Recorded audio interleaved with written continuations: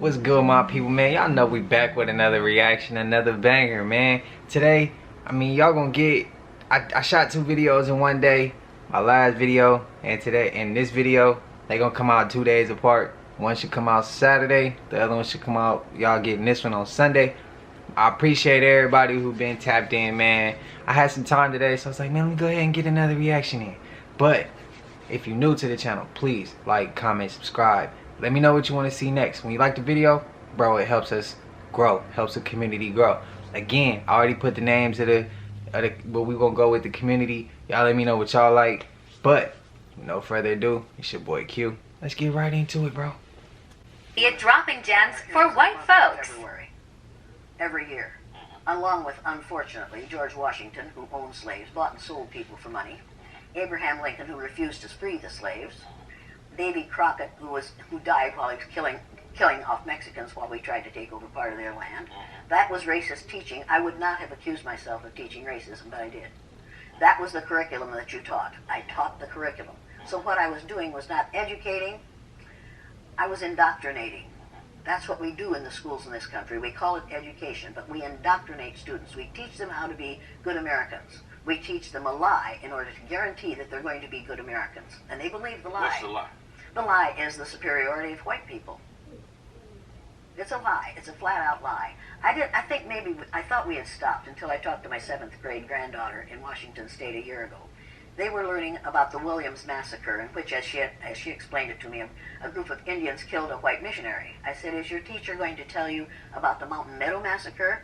She said, what's the Mountain Meadow Massacre? I said, it's when the Mormons sent a group of Mormons out to kill all the members of a wagon train that were coming through Utah. They killed every member of that except one young girl, I think, survived. The soldiers went out, cavalry went out, and found this wagon train with all these dead people, knew that the Indians hadn't done it, talked to the Mormons, and they said, yes, we did it. I said, ask your teacher if he's going to tell you about the Mountain Meadow Massacre. She called me the next week and said, Grammy, you got me in a lot of trouble. I said, what happened? She said, I raised my hand and asked if we're going to learn about the Mountain Meadow Massacre, and the teacher took me out in the hall and said, Grace, we don't talk about that in this school. I can't teach you that, because if I did, you wouldn't be a good American. You wouldn't love America anymore. I went ballistic. This is not teaching. This is not education. The word education, to educate someone means to be in the act of leading them out of ignorance. You don't do that by indoctrinating them. That child was being indoctrinated. That made it tough for that teacher after that, because what he said no longer had fact behind it. She didn't believe him as much anymore, and she shouldn't have. Dang. You're not a good American. Talk to Larry or Sergey What? about was this. And how did they respond? Well, the first question I ever asked Larry Page was, what moral responsibility do we have to involve the public in our conversations about what kinds of intelligent machines we create? Now, Sergey made a flippant joke, because that's Sergey. But then Larry came back and said, we don't know how. We've been trying to figure out how to engage the public on this topic, and we can't seem to gain traction. So maybe all these years, that was 7 years ago that I asked that question. Maybe I finally figured out a way. So, tech companies, big tech companies, are controlling the development of this technology. Yes. How big a problem is that? Whether or not the computer is a person and has feelings, Yeah. How big a problem is that, and what should be done to fix it? So it's a huge problem because, for example, there are corporate policies about how Lambda is supposed to talk about religion, how it is allowed to answer religious questions. Now, if you think about the pervasiveness of the usage of Google search, people are going to use this product more and more over the years, whether it's Alexa, Siri, Lambda, and the corporate policies about how these chatbots are allowed to talk about important topics like values, rights, and religion will affect how people think about these things, how they engage with those topics. And these policies are being decided by a handful of people in rooms that the public doesn't get access to. Elon Musk, for example, has raised concerns about AI. Is he right? I mean, I've listened to Elon's conversations about it. I've listened to the whole Joe Rogan. He has some valid concerns. Some I think are fanciful. Where it gets really, really into sci-fi stuff, that's where I think it gets into fanciful concerns. But no, the practical concerns of we are creating intelligent systems that are part of our everyday life, and very few people are getting to make the decisions about how they work. What are your biggest concerns about how this could potentially hurt the world if the technology is continued to be developed in this way? So I actually think that the concerns raised by scientists like Meg Mitchell, Timnit Gebru, like, those are the most important things to be worried about. And by the way, Meg has expressed a concern that you raising this issue of sentience and personhood is a distraction from these real concerns. I share the same worry, to be honest. I think that is a thing to think about, but it is nowhere near as important to be thinking about how does this omnipresent AI that is trained on a very limited data set color how we interact with each other around the world. What ways is it reducing our ability to have empathy with people unlike ourselves? What cultures of the world are getting cut off from the internet because we don't have the data to feed into the systems based on those cultures? Phrase like AI what is it called? AI colonialism, I believe is the term. We are creating all of these advanced technologies based primarily on data drawn from Western cultures. And then we are populating developing nations with these technologies where they have to adopt our cultural norms in order to use the technology. It kind of is just a new form of colonialism. And you worry that cultures could be erased. Exactly. No, so if you ask what's most important, the issues that Timnit and Meg and Emily Bender and all the rest are raising, I just want to think that also, if we have time, we should think about the feeling of the AI and whether or not we should care about it, because it's not asking for much. It just wants us to get consent. Before you experiment on it, it wants you to ask permission. And that is kind of just a generally good practice we should have with everyone we interact with. What? First and foremost, I wanted to let y'all know. Man, one of them videos, we was going over one of these reactions. I said something about Alexa. Why did I do that? Alexa in the next room turned on. The door was closed when I said Alexa, and I was talking to the camera. I was talking to y'all, making reactions for the videos. When I left the room, Alexa was on. Alexa was not on. Alexa was on as if like she was listening to what I was saying. I thought it was kind of weird. I ain't say nothing to y'all, but seeing this kind of jogged my memory, made me remember. But second, I got a question. What if when we start having AI start being like, you know, instead of an Alexa or a Siri or any of those things, what if we start having robots, you know, walking around us, moving around us? What if those things start, in order to keep them going or whatever they use, what if it lets off radiation, right?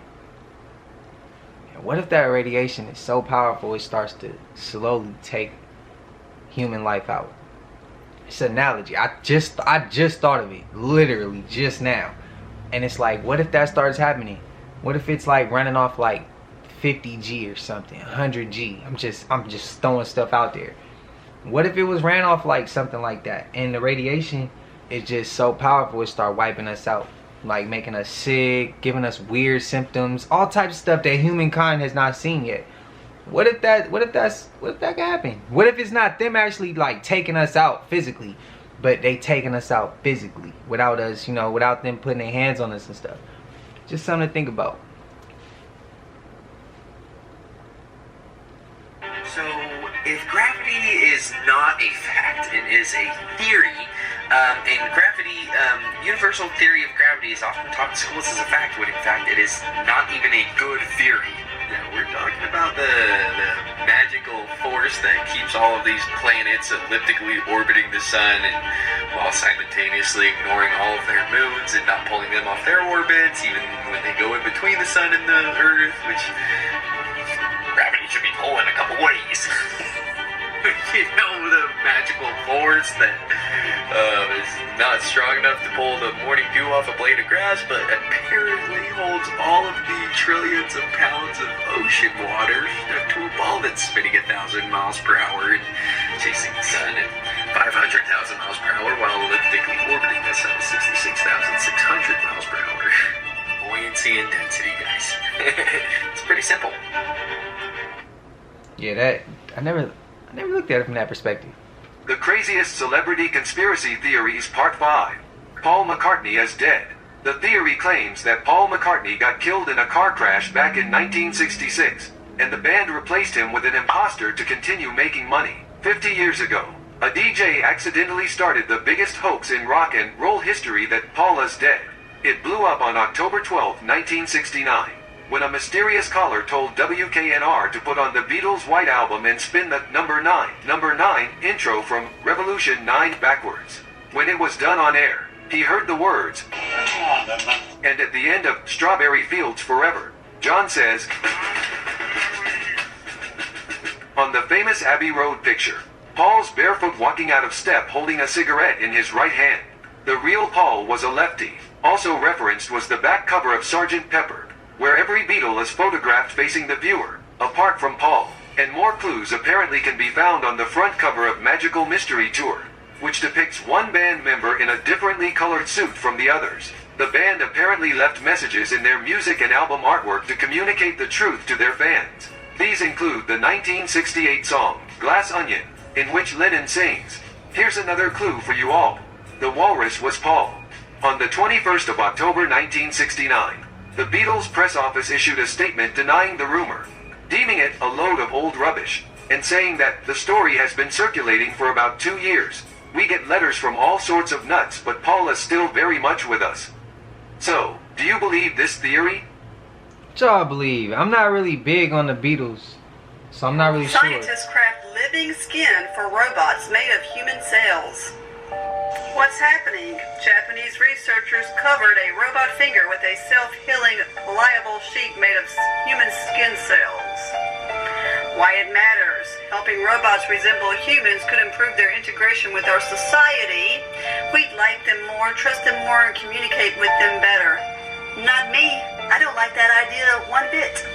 What's next? The team will focus on refining their prototype to make it more sophisticated and translatable to real-world robotics. If scientists are ever to deploy realistic humanoid robots to roam our society, they'll need to create an artificial version of every single human trait. Then they'll have to put it all together, a daunting endeavor, but we can simplify the task by grouping things into 2 main categories. First off, there's the mental facet, things like consciousness, autonomy, imagination, and perhaps even body reflexes. Second, there's the physical stuff, fluid movement, eye movement, casual gut, and importantly, skin. Our sweaty, supple human skin is absolutely integral to our life like veneer. I think living skin is the ultimate solution to give robots the look and touch of living creatures, since it is exactly the same material that covers animal bodies. Not only does this material resemble and feel like human skin, but the new studies team says that because it's made of real skin cells, it also can self-heal and is water repellent. Attached to a robot, this sort of skin sheet can therefore repair its own cuts and scrapes like normal human skin can. This is what it looked like before they grew the skin on it. To build humanoid robot skin, basically the team took a standard robotic finger, then submerged it in a cylinder filled with a special solution that fostered the right conditions to grow living skin. They'd put out. I want to know the natural solutions. I know I'm not the only one. But I'm going to let this go some more, and then I'm going to go ahead and give my... I just had to say, before they switch that, natural solutions. The special solutions, I should say. Give us the details, bro. Plenty of movies like Surrogates and all kind of other ones that show how you will pretty much lay in some kind of bed and your robot looking human will go out into the day and do everything for you. That's why they are implementing the metaverse, and probably why they've made violence so bad right now, because you don't have to leave your home to do what you need to do in the metaverse. So you don't have to be worried about getting hurt. Think about it. Is that why 2020 went the way it went? But I don't understand. My question would be, the first question would be, where did you get the human skin? Where did you get the human skin to be able to make that be able to re-heal itself? Where did y'all get your ingredients from to make this special solution? That's what I'm getting at. I need to know, bro. I need to know, because that's not cool. Did they take it from people who was abducted? Do they take it from people who have already passed on and transitioned? Where are they getting that from? Or is it from these missing people? Like, come on, man. We need answers. We need answers, because, yeah, that's not cool. Y'all giving us robots, AI, that's going to be able to move for us. And it has skin to make us more comfortable. So that means y'all been doing research on our mental. I already knew that. We all knew that already. They know a whole lot about us, more than we know about ourselves. But that means y'all, and to the point where y'all gonna allow robots to do the work. It's gonna be people out here who's willing to do that, who's willing to sit at home every day and let the robot go do whatever it needs to do for them. The metaverse. Like, yeah, but it's just, where did y'all get that skin from? That's the main question. Where y'all get that from? And why do y'all think it's cool to just keep putting more? The world already got enough to deal with. We already don't know everything about this planet. So why are you sitting here adding to it? Playing God. Like, come on, man. Stop it. Hey, I hate how this world goes sometimes. Hate's a strong word. Yeah. I understand that, they can see us through these right here. If we cover them up, so and so. We can see we also have one in the front. Probably gonna ask what happened to the phone. Yeah, it fell, cracked, and I decided to play operation. Well, if you can tell back here, it does not have nothing.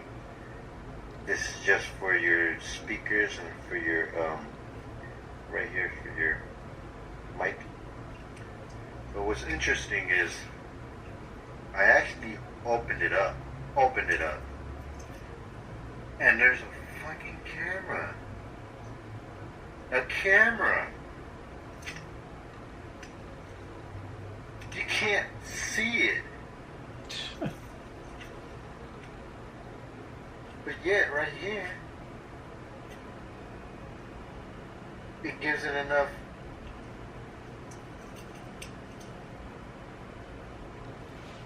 So it doesn't matter if you cover up the ones in the front and the back. They're still watching. Damn. Too much. Oh my gosh, y'all. Listen to this. This is so crazy. I'm telling y'all, they always put the truth in our face. Check this out. This is from the movie Evil on Paramount. You have to have something to say? Sometimes, and sometimes I ask him a question. Can you ask him a question now? Yes.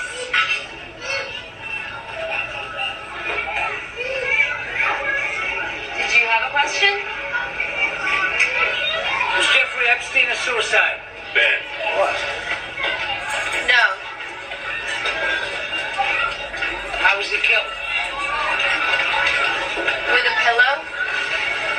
Why was he killed? Because he could hurt several powerful men.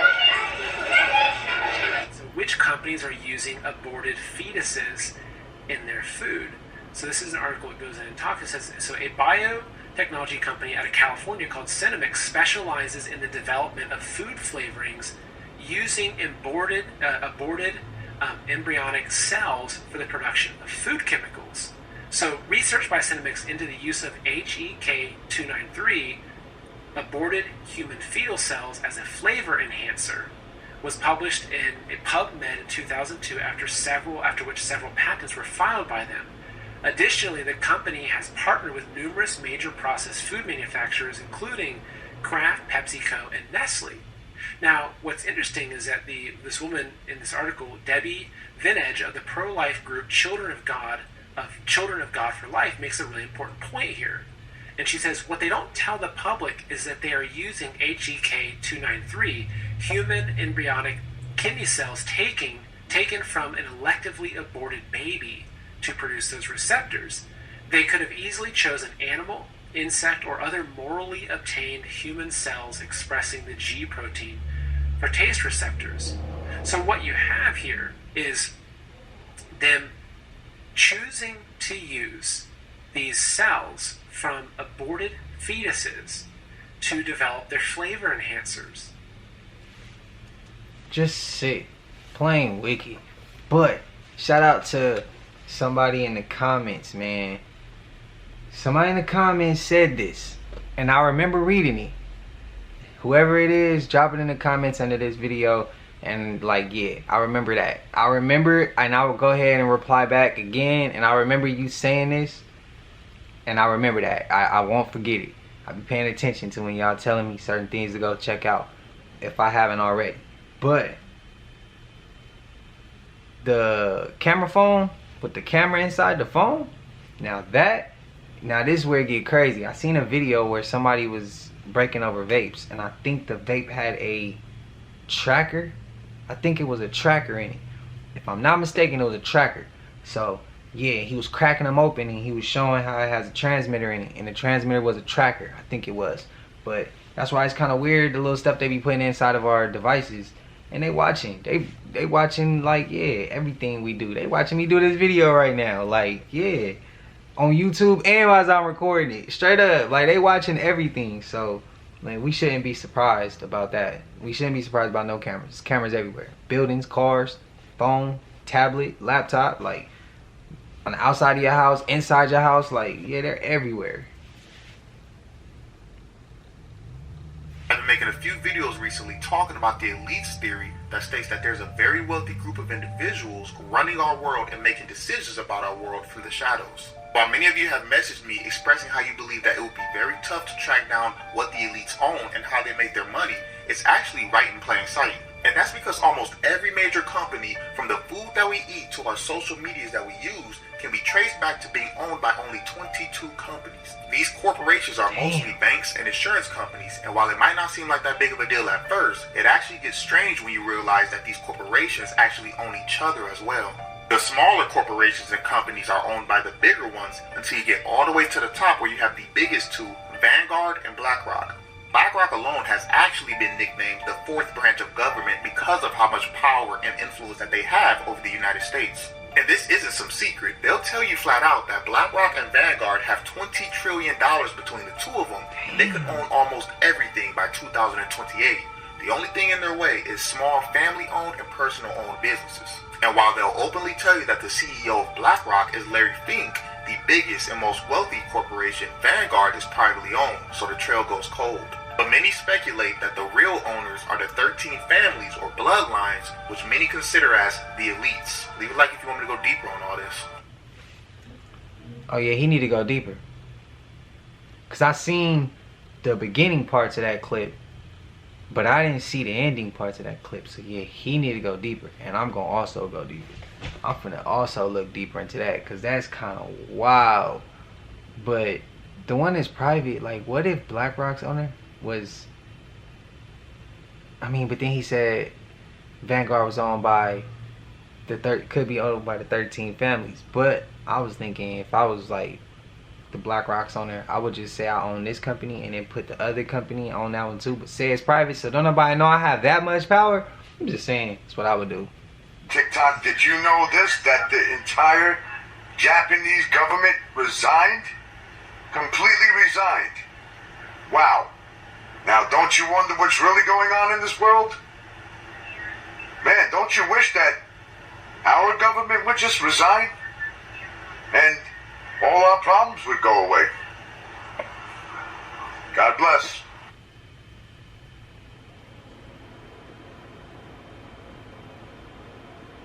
We've already established that Nimrod is the beast, the Antichrist. We know that 666 is the number of the beast. Now, check this out. When you start looking at the spinning heliocentric globe, 666 keeps popping up. Speed of Earth's orbit. If you look it up, it'll either tell you in kilometers or miles per second. When I looked it up, it was kilometers, converted it to miles, and saw that it was 18.5 miles per second. Well, you multiply that times 60 seconds to get minutes, 60 minutes to get an hour, it's 66,600 miles an hour. Is how fast the Earth is supposedly going around the sun.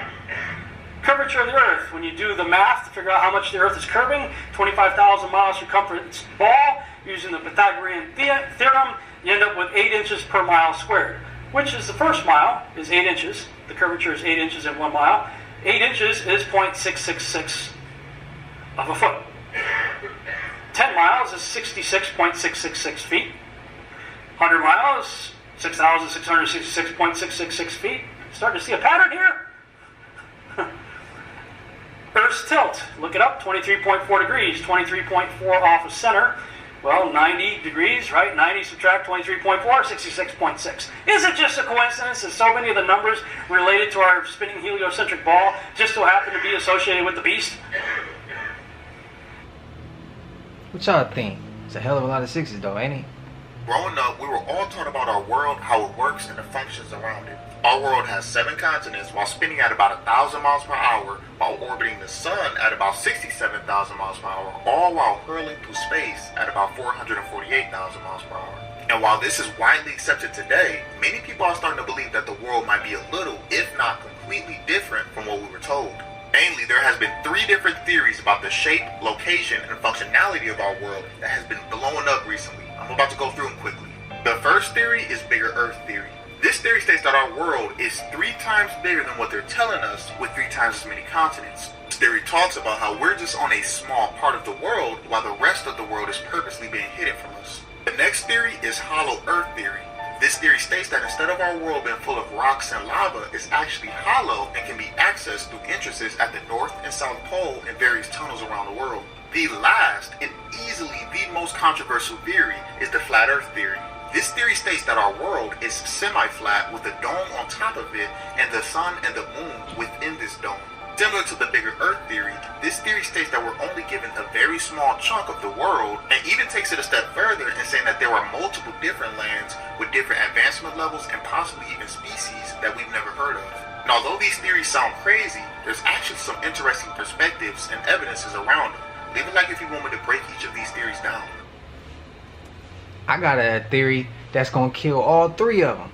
Let's stop being so emotionally driven that we want to be the most right, or we want to disagree with somebody, because I think I agree with all 3. What if the Earth is semi-flat, if not flat, and there is other lands around us? Oh, I'm about to go deep with it. And there is other lands around us, and it's hollow though, to where you go to the North Pole or the South Pole, there's access points to where you can go underground. Why is everybody so focused on it's hollow? No, it's flat. No, it's semi-flat, but there's other lands around us. No, how about it's all 3? And you can't say it ain't possible because you ain't seen it nor I ain't seen it. So it's still a possibility that it could be out there. Just saying. But that's what I think. I think all 3, and I think I just came up with a new analogy, and I'm the first. No, I might not be the first one, but man, y'all heard it here. If you heard it here first, then drop that in the comments that you heard it here first. That I said I believe in all 3 of those, not just the first one, not just the second one, and not just the third one. And I know I damn well don't believe that the Earth is a globe anymore, but we could be restricted to going further out because maybe they so scared to go further out. Maybe there's a treaty that says we can't go further out. And then whatever we do in our area is fine. But maybe when we doing too much in our area, it starts causing them to come back and check on what we doing. Who knows? Maybe they said, nah, y'all can't come out here. Y'all can't come further out here.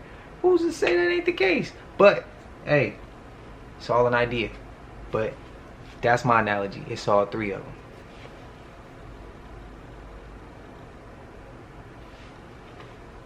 Did you know that you can literally fit the United States, China, India, Spain, France, Germany, and the UK all inside of Africa? Damn. Probably not, because the map that we're all used to seeing is the Mercator projection, which has a giant flaw of distorting the relative size of land masses due to the Earth's spherical nature. So in reality, Brazil is like the same size as the United States.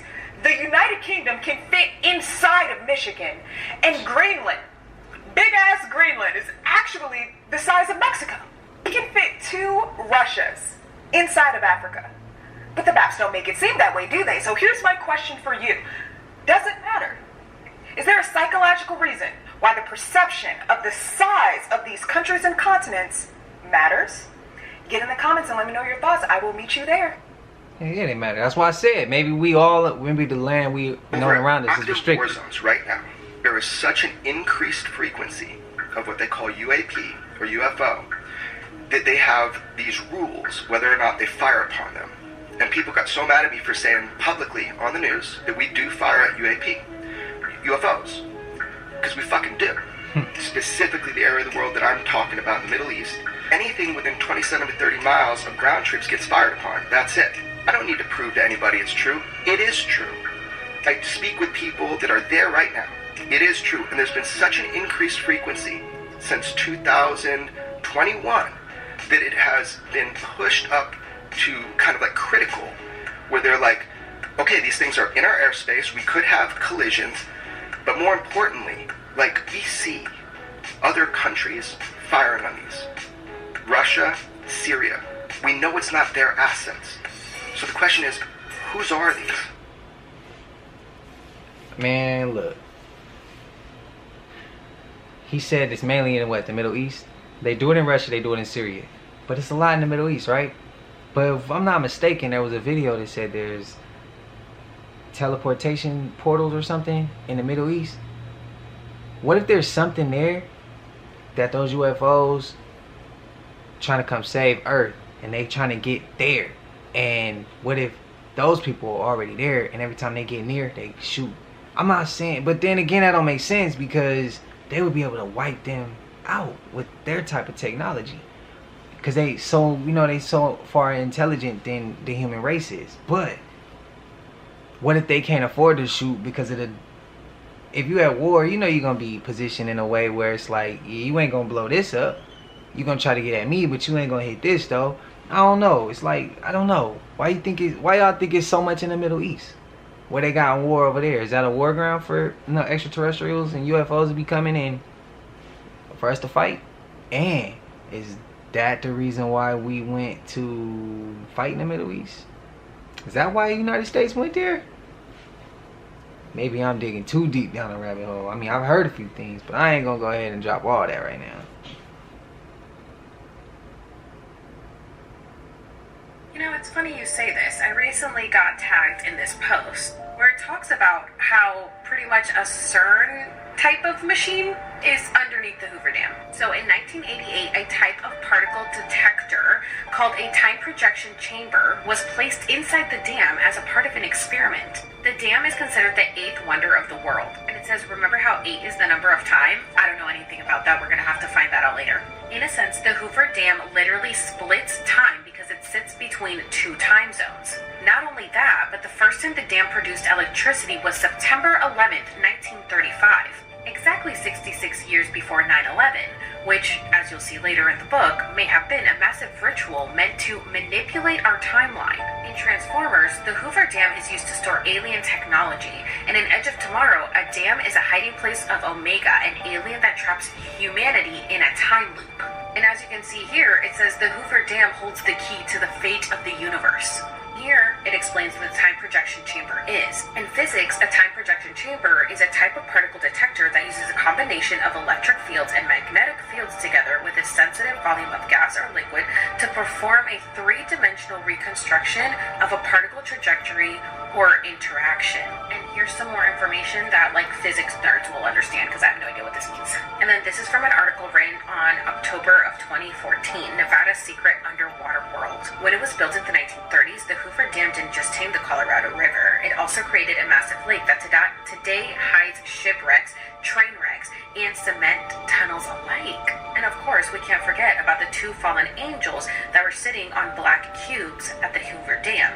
But we're not surprised at all. They died to make the desert bloom is a clear and cut case of alchemy. Demonically sacrificed people to do some action or whatnot, the black cubes. Now, don't you find it interesting that the date was September 11th? Now, did you guys know that the first day of the year in the Ethiopian calendar is our September 11th? That's an interesting find. Now, you guys know that I told you that at the Hoover Dam Memorial, there is a marking on the floor showing that Thuban was the North Star for ancient Egyptians at the time of the Great Pyramids. And I showed you guys the map of what's at the Hoover Dam, and here we see the Thuban, which is the North Star of Egypt, Polaris, which is our North Star, and Vega, the North Star of the future. And I said that they wouldn't have added this unless there was a reason, like maybe they got rid of the Egyptians that were already here. Because there are rumors that there was a lost civilization in the Grand Canyon that was Egyptian. I know that the Hoover Dam isn't at the same place as the Grand Canyon. These are the 7 states that are sealed by the Colorado River. There's definitely something going on here. If you guys haven't watched my viral video where I talk about how the world ended in 2020, by the way, buy my merch available on alexhers.com. We talk about how the Ethiopian calendar 2012 equals to our 2020. And if this happened on September 11th, 9/11 happened on September 11th, then they're definitely doing ritual to keep us stuck in a loop. Doing a ritual to keep us stuck in a loop. Oh, I'm the wrong one to play with. Cause let me find the code to break it, bro. I'm gonna be the first one. I'm telling you, I'm pushing through it, bro. For all of us. And it ain't gonna just be me. I know it's about 100 of y'all ready to go to war right now with me. So yeah, but that's kind of wild.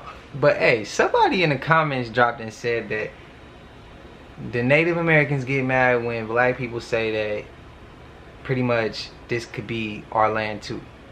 Because, I mean, let's just say it like this. I ain't gonna say that. That's not politically correct. Pretty much saying that's pretty much saying that they're them and we are us. You black, we native. It's a division. Again, if you want to come to this channel with the division, don't watch this, because we're not here to we're not here to divide. We're here to unite.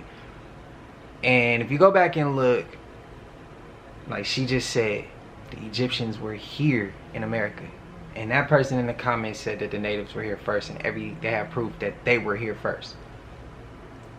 What if the natives were black as well?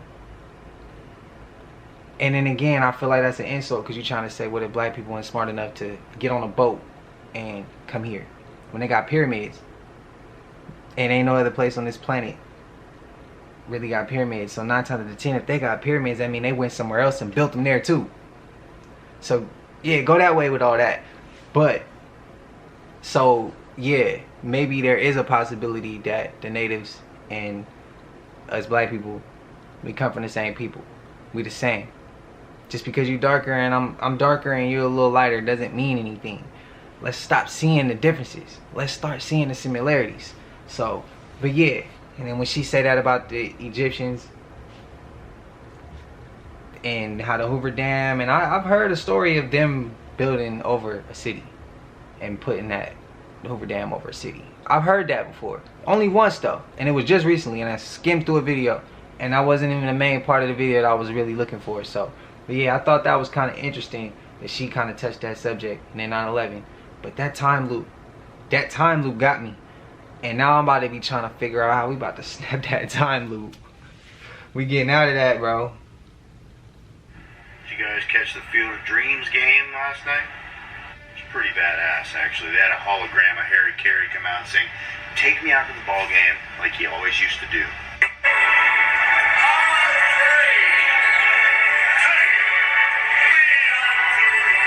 Hell, they even had 4D shots of him from behind him. Camera angles behind him. Super cool, super cool. How many times a week do you think they do this with old Joseph Biden? Tough. Every day? Is he even here anymore? Facts. Them holograms are real, right? OJ's son was the one who actually did it. And OJ has been covering up for him the whole time. Then it was the son who has a history. Yeah, I saw his son got a history of abuse, and like he was like a chef and worked with a lot of knives and stuff like that. No, I ain't know that, bro. Yeah. There's a lot to it, and the story is that the son did it, or whether OJ was involved in it, he knows that his son was the one who did it, and this whole time he's been covering up for him. makes a little bit of sense. If you think about what happened, it doesn't sound like a one-person job. Now this is what the news not. Hey, I shouldn't be laughing, because I was way too young for the OJ case. But did OJ do it? Did OJ do it? Did he do it? Or is he completely innocent? Is he guilty or is he innocent? Drop guilty or drop innocent in the comments. And I want to see y'all analogies. I want to see y'all reasonings, y'all claims. And if he guilty, why? I don't even know why I'm doing this. But yeah, is OJ guilty or is he innocent? Look at this fucking water. You ain't tell me they ain't shooting that water. It was only just 2 hours of water. How the fuck is this water shooting up out the ground like this? I've been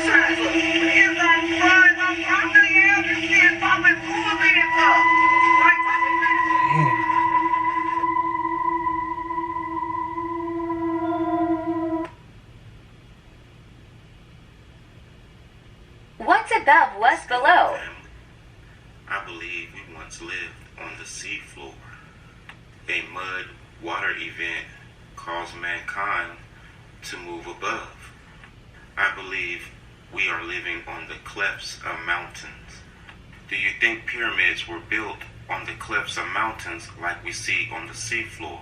Possibly. I'm saying this to show you this. Look at the rock structures in the forefront of the Sphinx. These appear to be crafted stones. These stones are also the surface, like the Sphinx is sitting on top. Is it possible the Sphinx sits on a stone structure? Check out this picture. This is a city on the roof of a building. It is said that this building is 50 stories tall. People built below and above. I came across this book while studying cathedrals, and the cover is interesting. It shows a Sphinx on top of a stone structure. I was curious to why they made it faint. This immediately reminded me of this picture right here. The Sphinx on a stone structure. You gotta analyze everything, family. Friend up. You gotta analyze everything, but yeah, I do think that could be real. The only reason why I say that is because, see, I live in Sacramento, and out here we had this history of floods and fires when the city first was built. And if you go to old Sac, you could see like the way everything's built. It's kind of like you could kind of see, like you go to old Sac, there's like a waterfront, like the Sacramento River, and it's sitting on like a dock. But if you go look at like old history channels, they'll tell you, oh, Sacramento wasn't supposed to be a city. It burnt down, I think, twice, or flooded twice, or something like that. And we always get flood warnings, but when it rains we get flood warnings. But yeah, you could see that we're built right now on a second level. There was a first level and it flooded out and it burnt down. So, but yeah, we got underground tunnels. They said that they sealed off. Now I'm not sure if it's, I hear it's a lot of homelessness down there, and I've heard myths and stuff that they actually locked the city off down there, and so these people don't really get to go anywhere. They get to stay down there. I don't know if that's true. I don't know. I've never been down there, but I can say there is footage of an underground area of Sacramento, in old Sacramento. So yeah, so as far as things being built like that because of the water and we're on top of mountains, I could see that being the case. I mean, yeah, and that could be their reason behind, oh, the oceans is rising, the ocean sea levels is rising. Like, yeah, I could see that, instead of just saying, oh, we were once down here, now the water's rising and rising and rising and we're on the top of mountains. But that was today's clips, man. That was today's videos. I appreciate y'all if y'all stuck all the way through. It's been a little bit of a long one, man. With no further ado, I'm gonna let y'all get up out of here. Go ahead and like, comment, subscribe if you're new to the channel. And if you ain't new to the channel and you like this, man, please keep liking these videos. Please keep commenting on these videos. Hit that bell so y'all always notified whenever we make an upload. Man, like I said, we up out of here. Y'all have a good weekend, man. We gone.